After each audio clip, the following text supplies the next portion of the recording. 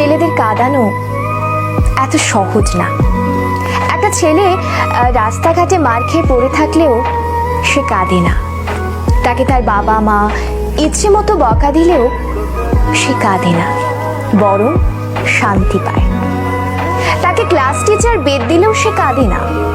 তাকে তার প্রিয়জন রাগ অভিমান করে যদি একটা থাপ্পড় দেয় তবুও সে কাঁদে না, বরং সেই থাপ্পড়ে সে ভালোবাসা খুঁজে নেয়। এক কথায় বলতে গেলে ছেলেরা কাঁদেই না। ছেলেদের কাঁদানোর একটা সহজ উপায় হলো তাকে অবহেলা করুন, তার থেকে গুরুত্ব কমিয়ে দিন, তার প্রতিটা কথা এবং অনুভূতি হেসে উড়িয়ে দিন, তার ভালোবাসাকে মজা হিসেবে নিন। তবেই ছেলেটি কাঁদবে, তবে রাতে কেউ জানবে না।